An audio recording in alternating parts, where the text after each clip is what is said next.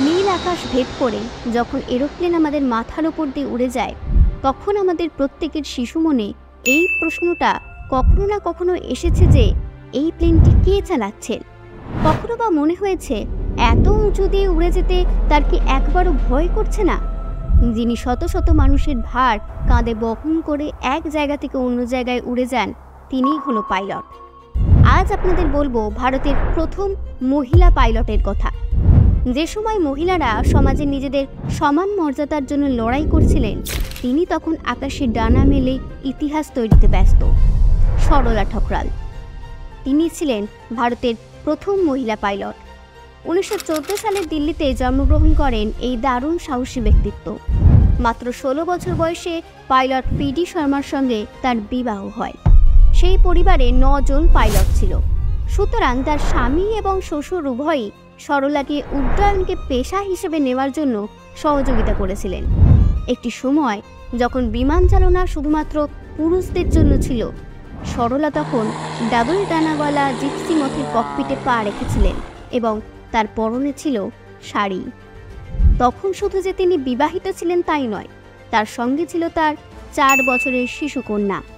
প্রাথমিক লাইসেন্স পাওয়ার পর তিনি লাহোর ফ্লাইং ক্লাবের মালিকাধীন বিমানটিকে 1000 ঘন্টা চালানোর জন্য তিনিই প্রথম ভারতীয় মহিলা যিনি এ লাইসেন্স পান।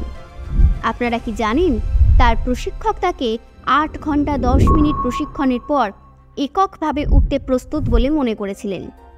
তারপর তার লক্ষ্য ছিল গ্রুপ বি লাইসেন্স অর্জন, যা তাকে বাণিজ্যিক পাইলট হিসেবে উঠতে অনুমোদন দেবে। তিনি যে শুধু পাইলট ছিলেন তাই নয়, এভিওনিক্সের প্রতি সরলার উৎসাহ ছিল প্রবল।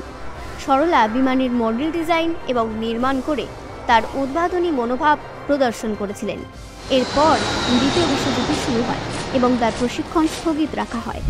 কিন্তু তিনি তখনও জানতেন না এটি তার জীবনে একটি বড় স্পিড ব্রেকার হয়ে দাঁড়াবে। 1939 সালে যোধপুরে বিমান দুর্ঘটনায় তার স্বামীর মৃত্যু হয়। 24 বছর বয়সে তিনি বিধবা হন।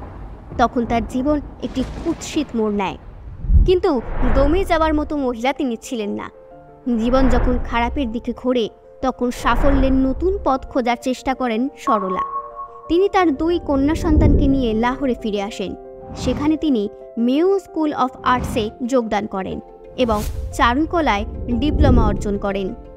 দেশভাগের পর তিনি তার 2 মেয়েকে নিয়ে দিল্লিতে চলে যান।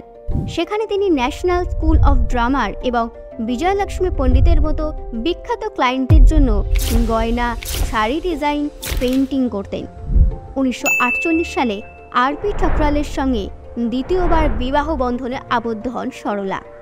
2008 সালে এই অদম্য সাহসী নারীর মৃত্যু হয়। সরলা ঠকরাল প্রতিটি নারীর কাছে একটি রোল মডেল।